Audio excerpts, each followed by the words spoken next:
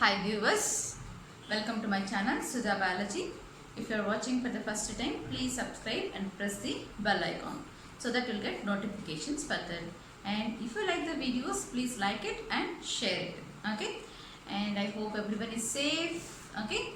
So please take precautions and protect yourself and don't go out unnecessarily. Okay. So for today's session, I would like to start with continuation of this principles of inheritance and variation topic. So that is the characters, whatever the Mendel has been taken, that is 7 pairs of contrasting characters which has been selected from pea plant. Okay. So what are those 7 pairs of contrasting characters Mendel has been selected from pea plant? So those characters which has taken, that is stem height, flower color, flower position, pod shape, pod color, seed shape and seed color. So total 7 pairs of contrasting characters he has taken, that is total 14 characters he has taken, okay, while he is crossing the pea plants.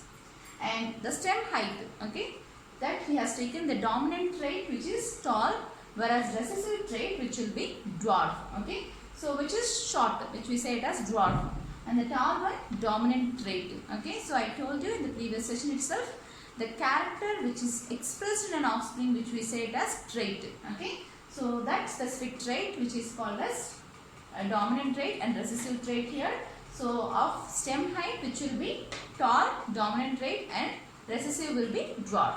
Similarly, flower color, okay, like violet, or even in some books it will be given purple also, okay. Violet which is represented as capital W, and white which is represented as small w, okay. And next, flower position. If it is dominant, okay, if it is axial, it is dominant, okay. So which will be represented as capital A. And recessive trait of flower position which will be terminal. If the flower position is terminal, okay. So this will be recessive trait. So it is represented as small a. And next, pod shape, okay, shape of the pod. So inflated, that means completely full shape. So when you go to market, so how will you choose your vegetables? When it is with a fully inflated pod only, you will select it, okay. If it is constricted, you will not select it, okay. So the complete inflated, that is full shape of the pod. So that is dominant trait, inflated, which is represented as capital I, and constricted one which is represented as a small I. Next, pod color, okay. So green which is the dominant one which is represented as capital G, and color, one more recessive, that is yellow color. If pod color is yellow, even we don't select it, okay. So this is recessive one. So this is represented as small g. And next, seed shape, okay. So seed shape, it is round and wrinkled. So round is represented as capital R, dominant, and small r, wrinkled, which is recessive. And next, seed color, yellow, capital Y, and green which is represented as small y, okay. So these are 7 pairs of contrasting characters which Mendel has been taken, or 14 characters Mendel has been selected for crossing, for doing his experiments. And what are the advantages of selecting pea plant, okay. So it is an annual plant. So pea plant which is an annual plant. So next, it can be grown and crossed easily, okay. So it can be grown and crossed easily, whereas it has bisexual flowers, okay. So what is bisexual flowers? That means it has both male and female sex organs in a same flower. Then we say it as a bisexual flower. And it has bisexual flowers.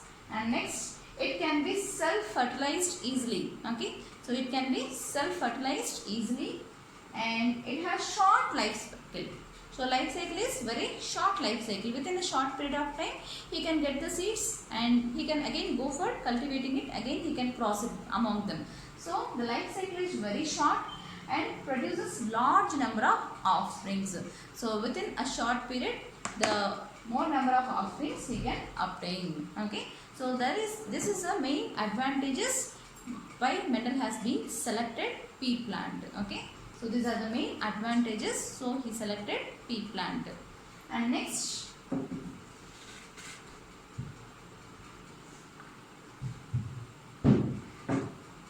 okay. So what experiments method has been conducted in the pea plant? So first, inheritance with one gene. So that is monohybrid cross. So he has been connected to experiments, that is monohybrid cross as well as dihybrid cross with this. So based on monohybrid cross has been proposed two laws, law of dominance and law of segregation. Whereas based upon dihybrid cross, he has been proposed law of independent assortment.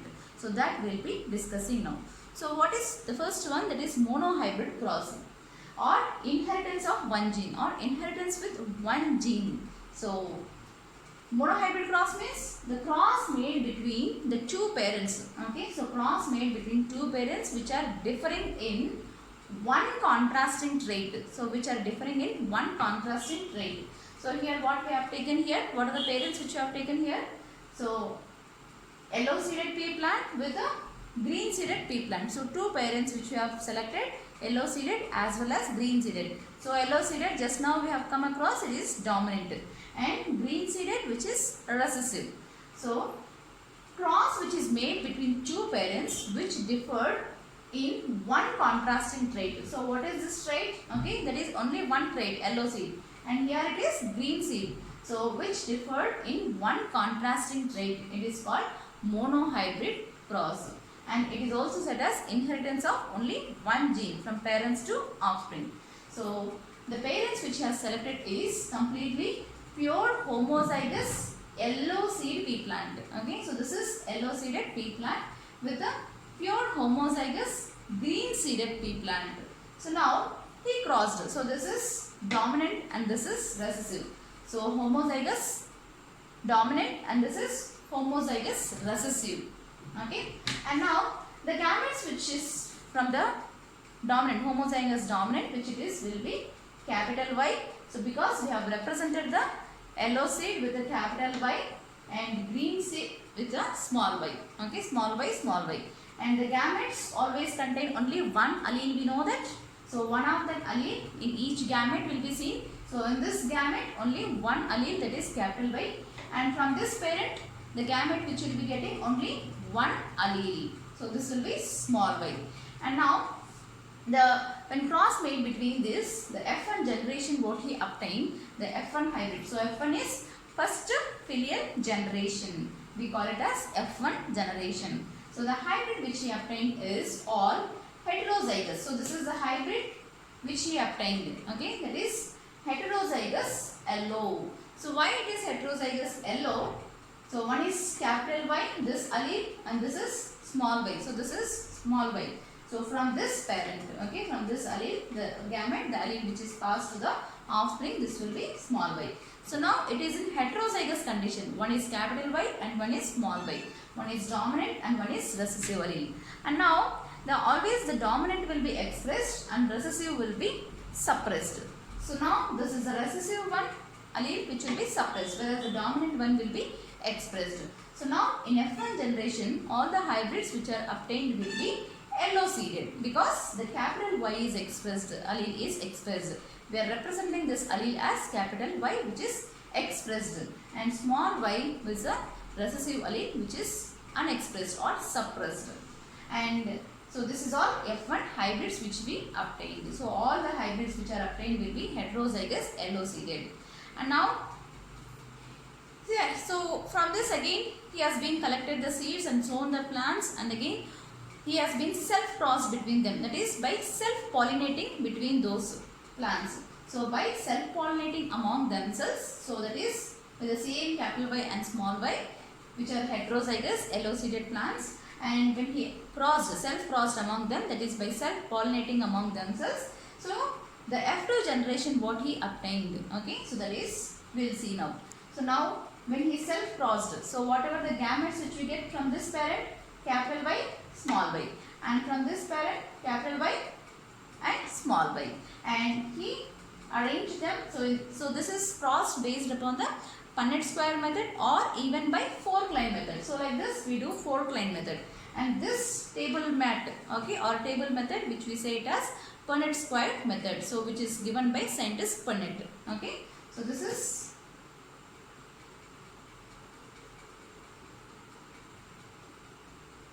Punnett square method. So now, so the female parents in this side and male parents, this is male gametes and female gametes. So gametes from female parent and gametes from male parent. So when we cross them, okay, through Punnett square method, so we get capital Y, which is homozygous yellow, okay, which is homozygous yellow. All are capital Y. And in this capital Y, small y, we get heterozygous yellow. And next, capital Y, small y, which we get heterozygous yellow. And the last one, which is homozygous green. So this is homozygous green. So what is the ratio which we are getting here? Phenotypic ratio and genotypic ratio. So that is in F2 generation, okay, that is second filial generation, the phenotypic ratio and genotypic ratio, which will be, phenotypic ratio will be 3:1. What is phenotypic ratio we have discussed? The character which is being expressed externally, which can be seen externally, okay. So that is called as phenotypic ratio, which we write under phenotypic ratio. So what we are seeing externally here, that is one yellow, another yellow, another yellow. 3 yellow seeded plants which we are seeing. So this will be 3 yellow. And that is what we are seeing externally, okay, that is phenotype. And the ratio we are writing here as 3:1. And what is 1 here? So only one which is obtained will be green. So that will be 1, that is green. So 3:1. It is phenotypic ratio, which we are seeing the plant by just looking externally and writing their characters. That is phenotypic ratio 3:1. And next, genotypic ratio. So genotypic ratio is genetic constitution or genetic makeup of an organism. So what is the genotypic ratio which we are going to get here? Okay, so this is homozygous yellow, which is 1, capital Y, and 2 are heterozygous yellow, okay, so that is capital Y, small y. 2 are heterozygous yellow and 1 is homozygous green, okay, so that is 1:2:1. So this can be genetic constitution of an organism, that is genotypic ratio, which we write it as 1:2:1 for monohybrid cross. So now, based upon this monohybrid cross, I just told you Mendel proposed 2 laws, that is law of dominance and law of segregation or law of purity of gametes. Let's see what are those laws.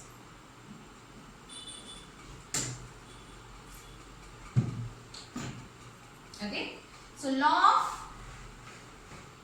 dominance. So what is law of dominance? The name itself says something, it is dominating here. So when 2 pure lines, so these are 2 pure lines, one is homozygous dominant, one is homozygous recessive plant. So when 2 pure lines with the contrasting characters, so both the contrasting characters are crossed, only one dominant form of the character appears in their offspring and recessive will be suppressed, okay. So that is called as law of dominance. When 2 pairs of contrasting characters are crossed, the F1 hybrid which is obtained, of which one of the allele is dominant, the other allele will be recessive. So dominant allele will be expressed, whereas the recessive allele will be suppressed. So that is called as law of dominance. So let's say again, when 2 pure lines with the contrasting characters are crossed, only one form, that is dominant form of the, so dominant form of the character appears. So it is appearing in the offspring. So it is first offspring, F1 generation offspring, that is first hybrid. In the offsprings, and recessive forms remains. So what is recessive? This is recessive. It remains suppressed, or we even say it as unexpressed. Okay. So capital Y is expressed, that is dominant, and small y is suppressed. So that is unexpressed. So this is said as law of dominance. Okay. So this is based upon this monohybrid cross. Law of dominance was being proposed by scientist Mendel. So but there are some deviations. Again, this law of dominance was not worldwide accepted. So because there are some reasons which we will be discussing further. So next coming sessions we will be discussing. So that law incomplete dominance. And next we will go for second law, which is called as law of segregation or law of purity of gametes, which is worldwide or universally accepted law. Okay, the only accepted law of Mendel's, that is law of segregation or law of purity of gametes. So let's see. So this is also based upon monohybrid cross has been proposed. So what is that? The two alleles of a gene when present together. Okay, the two alleles of a gene when present together in heterozygous state. Okay, when two alleles, so these two are the alleles, when they are present in heterozygous state, okay, they do not fuse or blend together but remain distinct and segregate during gamete formation. Okay, so when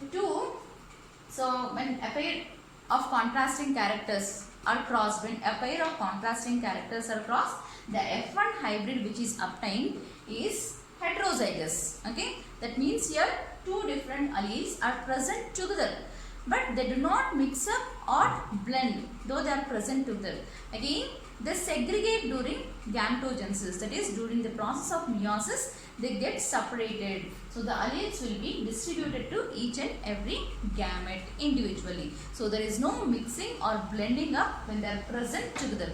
So you can see the gametes which are obtained from this will be again capital Y, and pure of gametes can be seen. So capital Y as well as small y. So there is no mixing or blending which can be seen here. Even here also capital Y, small y. From either parents you can see the gametes which will be in a pure form. So that is why we even say this law as law of purity of gametes. Okay. So the two alleles of a gene when present together, they in a heterozygous state, they do not mix or blend or they do not fuse but remain distinct and segregate during gametogenesis. That means here the gametes are formed. They segregated again during gametogenesis. So that is they segregate during meiosis or in the formation of gametes. That means during gametogenesis in the formation of gametes, so that each gamete will carry only one of them. So that means each gamete. So this is one gamete and this is another gamete. Each gamete will be carrying one allele. So this gamete carries one allele. Even this gamete also carries only one allele, whether it is capital Y or small y allele. Okay. So that is why we even say this law as law of purity of gametes. So thank you for this session, and next we'll be coming with law of independent assortment. Thank you.